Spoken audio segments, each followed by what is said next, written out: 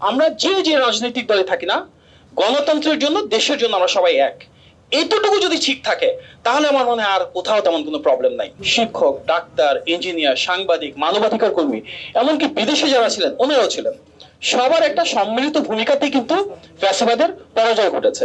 আমরা সেই বাংলাদেশে ছিলাম তখন, যেখানে একদিকে ফ্যাসিবাদ, তাদের সুবিধাভোগীরা, তাদের দোসরেরা, আরেকদিকে গণতন্ত্রের পক্ষে পুরো বাংলাদেশ।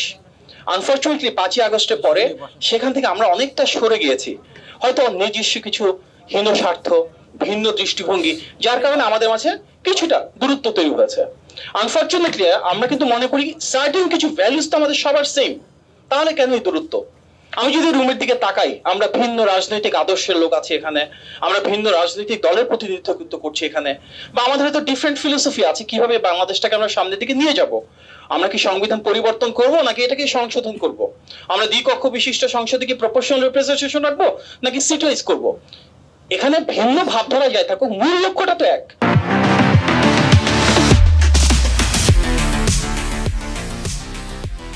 মূল লক্ষ্য কি? এটা গণতান্ত্রিক বাংলাদেশ প্রতিষ্ঠা করা, যেখানে মানবাধিকার থাকবে, যেখানে আইনের অনুশাসন থাকবে, যেখানে বাক স্বাধীনতা থাকবে। এবং যদিও হয়তো আমাদের ওয়ার্ডিংটা ডিফারেন্ট, বিএনপি থেকে আমরা বলি কি সবার আগে বাংলাদেশ, অর্থাৎ বাংলাদেশের স্বার্থ, বাংলাদেশের সার্বভৌমত্ব এবং জনগণের ক্ষমতা সুনিশ্চিত থাকবে। এই যে ফান্ডামেন্টাল ফ্রেমওয়ার্কটা, যে সার্টেন কিছু ভ্যালুস, সার্টেন কিছু প্রিন্সিপালসে আমরা যে যে রাজনৈতিক দলে থাকি না, গণতন্ত্রের জন্য দেশের জন্য আমরা সবাই এক। এতটুকু যদি ঠিক থাকে তাহলে আমার মনে হয় আর কোথাও তেমন কোনো প্রবলেম নাই। আজকে যে আমরা অনেকটা সুন্দরভাবে খোলা মনে কথা বলতে পারছি, তার কারণ যে গণ অভ্যুত্থান, এই গণ অভ্যুত্থানে সবার যেমন ত্যাগ ছিল, সংগ্রাম ছিল, এটা ঠিক। তবে সবচেয়ে যেহেতু বড় রাজনৈতিক দল বিএনপি, গণতান্ত্রিক পথযাত্রায় হয়তো প্রথম 15 বছরের সফল আমরা হই নাই, কিন্তু নেতৃত্বটা তো বিএনপি দিয়েছে।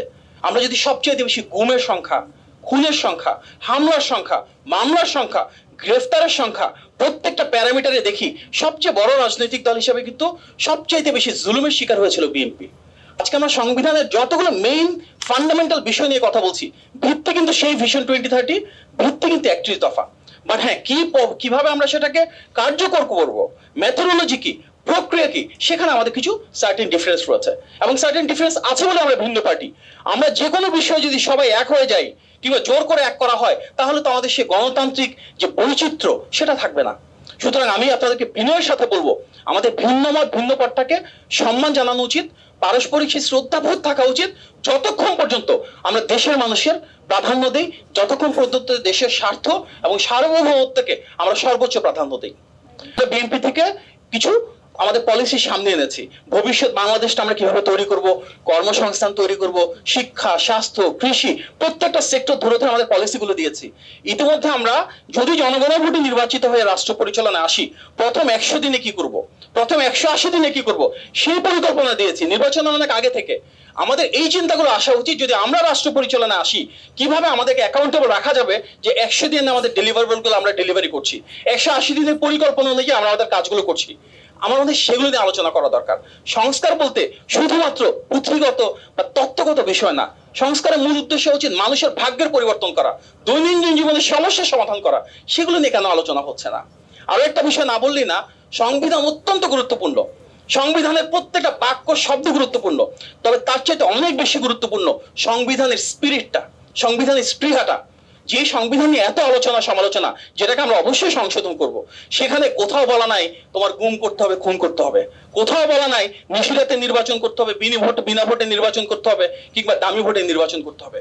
সংবিধানের পরতে পরতে আইনের অনুশাসনের কথা বলা আছে, মানবাধিকারের কথা বলা আছে, জনগণের ক্ষমতায়নের কথা বলা আছে, জনগণের প্রত্যক্ষ ভোটের কথা বলা হয়েছে। কিন্তু আওয়ামী লীগ তো তাই একটাও করে নাই। বিশাল একটা সংবিধানের নিজেদের পছন্দ মতন একটা বা দুটা জিনিসকে পিক করেছে, নিজেদের মতন করে অ্যাবিউজ করেছে, সেটার উপর ভিত্তি করে রাষ্ট্র ক্ষমতা আঁকড়ে ধরেছে। সুতরাং ফ্যাসিবাদের ভিত্তি সংবিধানকে এমন ভাবে নিজেদের মতন ব্যবহার করা, যেখানে সংবিধানের স্পৃহাটাই হারিয়ে ফেলেছে।